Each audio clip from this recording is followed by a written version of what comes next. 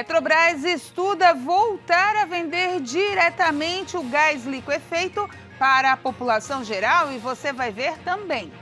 Governo federal quer unificar cartão SUS e CPF. A cada 10 alunos do ensino médio, 7 admitem que usam a inteligência artificial nos trabalhos escolares. Meninas do Criciúma são convocadas para a seleção sub-20 brasileira. Essas e outras notícias você acompanha a partir de agora aqui no Informe Região.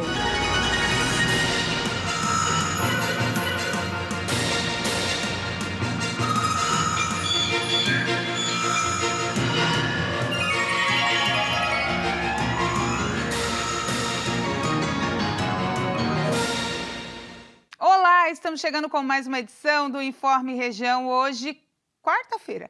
Eu já ia confundir os dias. Quarta-feira, 17 de setembro de 2025, tempo firme e estável em toda Santa Catarina. Só tá passando nuvem, chuva que é bom não vem mais não, gente, pode ficar tranquilo. Hoje muita nuvem de manhã, céu preto, carregado. Aí por onde a gente passava só aquela chuvinha bem fininha, alguns pontos nem existia mais, depois fechou o tempo de novo, já abriu o tempo de novo. E assim tá por todo o sul catarinense, está subindo. Essas nuvens estão subindo, mas daqui a pouco elas já vão se dissipar. Não há previsão de chuva até a próxima semana, então pode ficar tranquilo aí o pessoal que não gosta muito dela, mas também é necessário, né, gente? Os mananciais estavam muito baixos, então a chuva da semana passada ajudou bastante e outras, né, que virão vão ajudar aí pelo menos na operação verão. Isso mesmo, o verão tá para chegar, semana que vem já entra a primavera no calendário, né? E aí a gente já começa a pensar nas temperaturas mais altas. Então, os mananciais cheios garantem um verão mais tranquilo também para as áreas que sempre são afetadas, principalmente com o aumento da população, né, que veraneia, que vai para os balneários, enfim. Então, a chuva é bem-vinda, mas ela só volta na semana que vem. 1h17, o preço do gás de cozinha pode ficar menor com a volta da distribuição pela Petrobras. Após 5 anos fora do setor, desde a venda da Liquigás, a estatal estuda retornar à distribuição do GLP. Em agosto, o Conselho de Administração da Petrobras aprovou o retorno da estatal ao mercado de distribuição de gás liquefeito de petróleo, o conhecido gás de cozinha. A estatal planeja integrar essa operação com outros negócios no Brasil e no exterior, além de oferecer soluções de baixo carbono aos clientes. Atualmente, a Petrobras produz o GLP, mas a revenda é feita por distribuidoras privadas. A empresa deixou esse mercado há cerca de 5 anos, quando vendeu as operações da Liquigás. Ainda não está definido se a Petrobras vai voltar com a venda direta ao consumidor ou se atuará apenas como distribuidora, competindo com empresas privadas que hoje compram o gás da estatal para a revenda. Segundo o comunicado oficial, a Petrobras busca atuar nos negócios rentáveis e em parceria nas atividades de distribuição, respeitando as disposições contratuais vigentes. A empresa destacou que a inclusão dessa medida em seu plano estratégico ainda está em estudo. Em maio, durante a inauguração de uma obra da transposição do Rio São Francisco, na Paraíba, o governo federal fez críticas ao preço do botijão. Isso porque o gás de cozinha sai da Petrobras ao custo de R$ 37,00 e quando chega ao consumidor está custando mais de R$ 110,00. Gente, que diferença de 37 para 110. É muito atravessador no meio desse caminho, né? Meu Deus, a gente se assusta, mas tomara que o governo aí consiga resolver essa disparidade. 1h18, o ex-presidente Jair Bolsonaro está internado no hospital, né, desde a terça-feira e teve uma melhora parcial no quadro após hidratação, mas também permanece com anemia e alteração na função renal, segundo o boletim médico divulgado agora pela manhã. Bolsonaro chegou à emergência do hospital desidratado, com elevação da frequência cardíaca e queda da pressão arterial. Foram realizados exames laboratoriais e de imagem para investigação do diagnóstico, diz o texto, né, divulgado pela família e pelo hospital. Bolsonaro deu entrada no Hospital Particular de Brasília na noite de ontem. Diante do quadro, a equipe médica decidiu pela internação. O ex-presidente cumpre prisão domiciliar em Brasília por determinação do ministro Alexandre de Moraes, do Supremo Tribunal Federal. A gente segue acompanhando as informações sobre o estado de saúde do ex-presidente. O governo federal quer unificar o cartão SUS e o CPF. Assim, o cidadão teria um único cadastro, sem problemas de mudança de dados e modernização do sistema.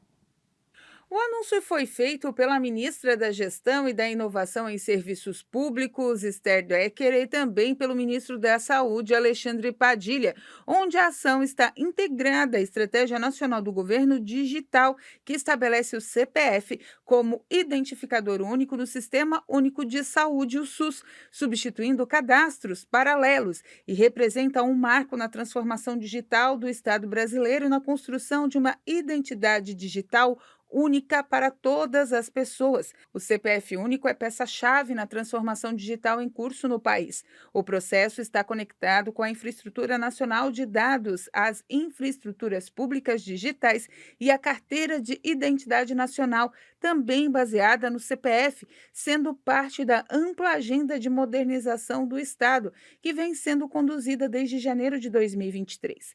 Para a ministra, o uso dos dados deve estar sempre orientado às necessidades da população, garantindo que a transformação digital seja inclusiva e efetiva. A integração do CPF como número único nas bases de dados do governo permitirá que diferentes áreas de atendimento público, como saúde, educação, assistência social, trabalho e renda, converse entre si, possibilitando uma visão completa de cada cidadão e uma atuação mais eficiente do Estado. É a chamada interoperabilidade. A proposta é construir um governo digital cada vez mais confiável, seguro e inclusivo, capaz de antecipar necessidades, reduzir desigualdades e garantir direitos. O ministro Alexandre Padilha reforçou o impacto da medida na área da saúde. Ele ressaltou que a unificação do CPF ao SUS não traz apenas benefícios ao acesso dos cidadãos aos serviços de saúde, mas também fortalece a gestão pública ao assegurar maior eficiência na utilização dos recursos. De acordo com o ministro, a medida amplia a capacidade do SUS de atender de forma mais justa e sustentável, garantindo otimização dos investimentos, redução de perdas e mais qualidade no atendimento à população. Em situações específicas em que o CPF não pode ser utilizado, como no atendimento de pessoas em situação de rua, indígenas, ribeirinhos, estrangeiros ou pacientes desacordados, será criado um cadastro temporário, garantindo que ninguém deixe de ser atendido. Melhor, né, gente? Unifica uma coisa só, 300 mil cadastros para tudo e a base é a mesma, é o governo federal. A gente já tem o gov.br, que também já serve para tudo o governo. Aí a base é o CPF, e aí entra para o SUS também, que antes tinha na carteira de identidade, dava para colocar, agora já não dá mais. Enfim, melhor vai ser assim, a gente vai acompanhar como vai ser essa transição de dados. A seguir, pesquisa mostra que mulheres são menos resistentes ao infarto.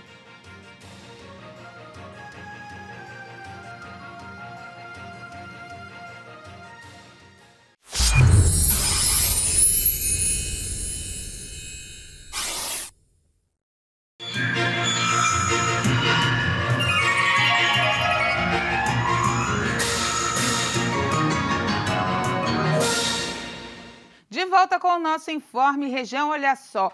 Gente, presta atenção, o que é a busca de likes e como pode se dar mal e a pessoa ficar com uma fama e até parar na delegacia. Uma jovem de 21 anos foi presa em Conceição de Alagoas, lá em Minas Gerais, uma cidade pequenininha, após ser acusada de usar as redes sociais para divulgar informações sobre os vizinhos, sem verificar se eram verdades ou não. Ela postava na internet e só deletava as mensagens após receber pagamento. Aniele Souza Silva, de 21 anos de idade, foi presa preventivamente pela Polícia de Minas Gerais após mais de 50 dias de investigação. A jovem criou um perfil na rede social onde estimulava os vizinhos e conhecidos a enviarem fofocas e assuntos sobre outras pessoas com o fim de disseminar nas redes. A estratégia teve tanto sucesso na região que os posts chegaram a mais de milhões de acessos em pouco tempo. O que chamou atenção, primeiramente, foram assim, a quantidade de mensagens e a natureza delas. Eram mensagens muito pesadas, principalmente assim relacionadas a questões sexuais. Falando de tal, com ciclana de tal, com Beltrano. E cidade pequena, todo mundo sabe, né? Então, de fato, disseminava muito rápido e as reclamações começaram a ser constantes. Mas claro, se para a Aniele foi motivo de alegria ver seu trabalho alcançando tanta gente, para as vítimas que tinham seus nomes e acontecimentos expostos, o resultado foi totalmente prejudicial. Dentre as pessoas que tiveram histórias com seus nomes publicados, muitos alegam que foram vítimas de difamação e injúria, e que as histórias não passavam de mentiras. Teve gente que disse ter perdido o casamento, outro entrou em quadro depressivo e até mesmo ameaças foram feitas, tudo por causa de informações publicadas pela jovem. As publicações incluíam acusações de traições, gravidez, orientação sexual e até agressões físicas. Além das difamações, a polícia afirmou que Aniele extorquia dinheiro das vítimas, cobrando valores entre R$ 200 e R$ 500 para pagar os posts. Alguns casos eram bem pesados, né? E as pessoas sentiam muito as consequências dessa difamação, dessa injúria. E ela estava acabando exigindo valor para poder apagar, né? Com tanta repercussão, os moradores se uniram e juntos procuraram a ajuda da justiça. E agora, os crimes cometidos pela jovem podem resultar em penas superiores a 10 anos de prisão, podendo chegar a 12 anos caso todas as denúncias de extorsão sejam confirmadas. Tem que prestar atenção no que posta, fake news, fofoca, essas coisas, gente. Difamação, acaba casamento, acaba relacionamento, acaba a vida da pessoa, a outra entrou em depressão, isso daí dá uma bagunça na vida das pessoas. Tem que ter muita consciência. Internet não é terra sem lei, tem regulamentação e você pode se dar mal. Cuidado. De cada 10 alunos do ensino médio, 7 estão admitindo que usam ferramentas de inteligência artificial para fazer trabalhos escolares. Motivo para a preocupação também é o uso dos canais de vídeos e redes sociais como principal fonte de informação. De acordo com os dados da pesquisa do Centro Regional de Estudos para o Desenvolvimento da Sociedade de Informação, o ChatGPT e Gemini estão na liderança da realização dos trabalhos escolares. Pior é que 32% dos estudantes relataram ter recebido orientação dos próprios professores para recorrer ao socorro dessas tecnologias. Para os pesquisadores, os números revelam um cenário acelerado de transformação nas atividades escolares sem que haja uma mediação pedagógica para o uso adequado e crítico dessas ferramentas. A pesquisa ainda revelou que o uso da IA já ocorre desde o início da vida escolar, mas acaba se intensificando ao longo dos anos. Os dados alertam principalmente que 15% dos alunos do 1º ao 5º ano do ensino fundamental disseram ter usado essas ferramentas para trabalhos escolares nos últimos 3 meses. Já entre os estudantes do 6º ao 9º ano, a proporção de uso da IA salta para 37%. O estudo mostrou que canais de vídeos têm sido quase tão usados para ajudar nas tarefas escolares quanto o site de buscas como o Google. Deixando de lado os alunos do ensino médio, quase todos assistem a esses vídeos para as pesquisas. Outra preocupação é com o uso da rede social para a busca de informações, o que acontece com quase metade dos estudantes. Alguns especialistas em educação dizem que o Ministério e as secretarias de educação precisam elaborar diretrizes de governança que mostrem como utilizar melhor as inteligências artificiais, além de alertar que o uso dessas tecnologias seja declarado abertamente e não escondido. No âmbito do governo federal, o uso de IA tem sido detalhado por uma comissão no Conselho Nacional de Educação, com o objetivo de produzir um relatório com orientações. O material tem previsão para ser concluído neste ano. E olha só, gente, o Hemosc está precisando urgente de doadores de sangue de todos os tipos. De acordo com a direção do Hemocentro, os estoques estão abaixo do esperado para a época do ano. Então, a corrente de solidariedade deve acontecer com urgência. As informações podem ser obtidas pelo telefone 3447 3444-7430, 3444-7430. Não há mais necessidade de agendamento para fazer a coleta. Só basta chegar no Hemosc e fazer a coleta. O Hemosc aqui de Criciúma fica ali no bairro Santa Bárbara, na Avenida Centenário, bem fácil de achar, bem fácil a localização.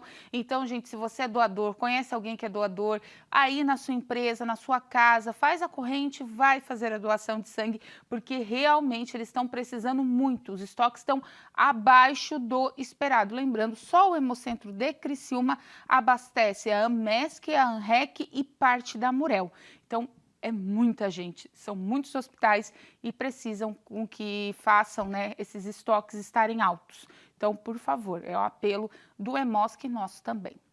Estudos indicam que o risco de mortalidade por infarto pode ser até 50% maior para mulheres. E a mortalidade a longo prazo é estatisticamente maior após o evento, apesar de homens serem mais propensos sobre o infarto. Os fatores como sintomas atípicos, atraso no atendimento médico e mudanças de níveis hormonais estão entre os riscos delas. Um estudo da Reddor mostrou que, apesar dos infartos serem mais comuns entre os homens, as mulheres sofrem maior risco de morrerem depois de um ataque cardíaco. Em 2025, 1 a cada 9 mulheres que sofreram ataques cardíacos graves com um bloqueio total das artérias do coração não sobreviveram, enquanto para homens os dados são de 1 a cada 21 casos. Para situações menos graves, as mulheres também são maioria no número de mortes.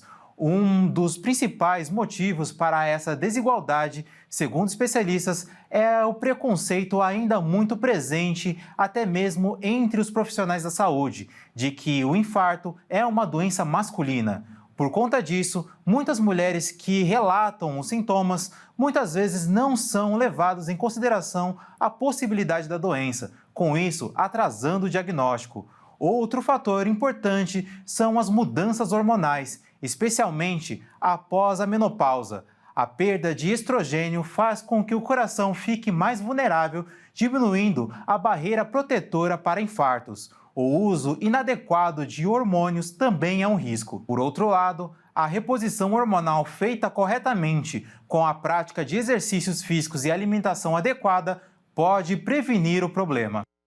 A seguir, meninas carvoeiras são convocadas para a Seleção Brasileira de Base.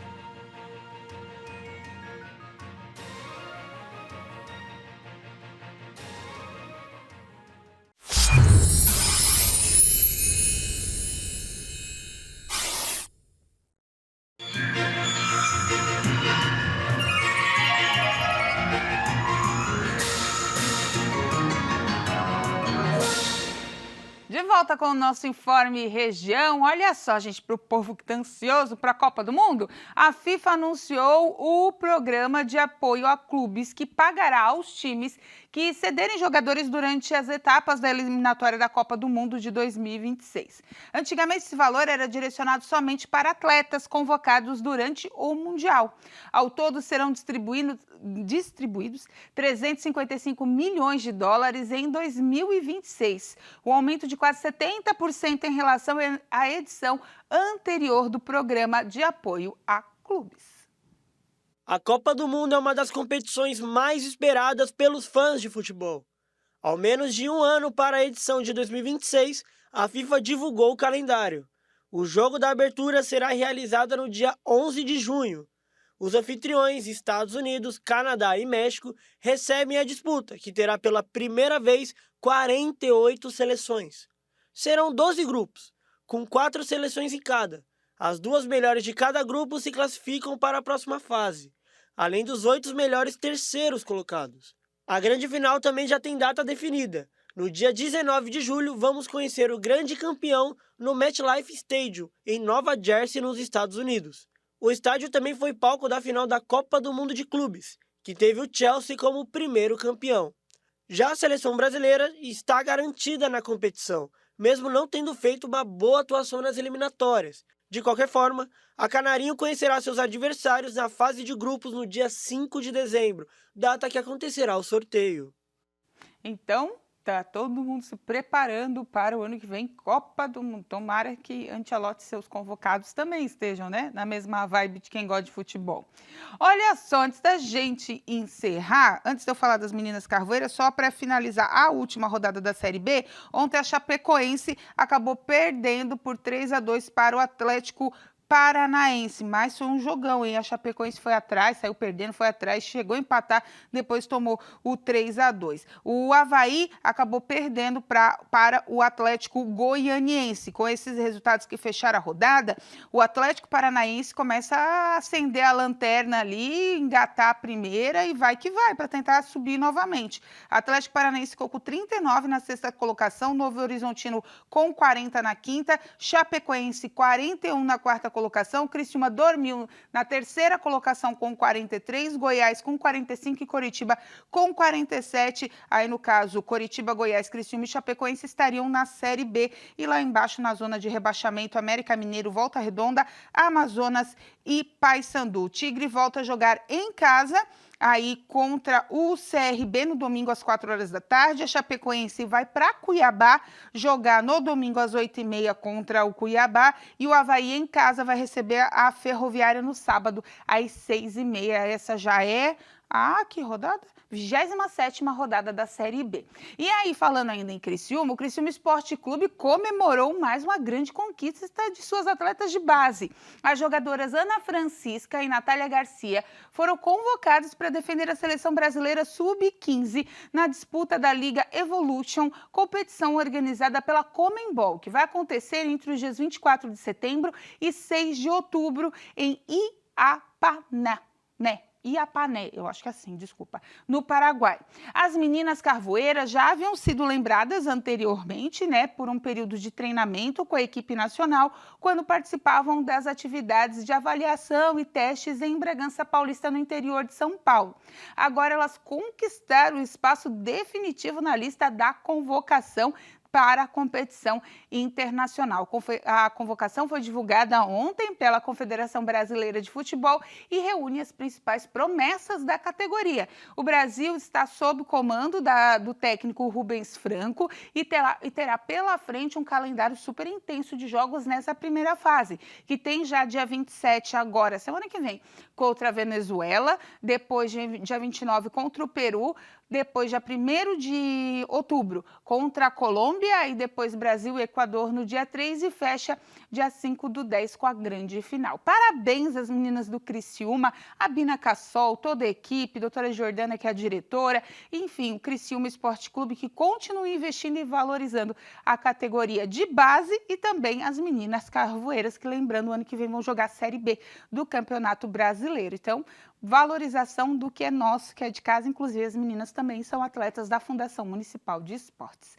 Com essa informação, a gente encerra o Informe Região desta quarta-feira. Lembrando para você que essas e outras notícias você acompanha seguindo as nossas redes sociais, @TV Primavera, no Instagram e no Facebook, e no nosso canal do YouTube, /TV Primavera Criciúma. Às 2 da tarde tem o culto da Igreja Internacional da Graça de Deus Sede Criciúma para você acompanhar. Às 4 a hora da graça chega com fé e devoção, encerrando bem a nossa programação local, abrindo a grade da Hit TV. Fiquem com Deus, façam uma boa quarta. Lembre-se, a TV Primavera também é a TV do Show da Fé. Até amanhã, tchau!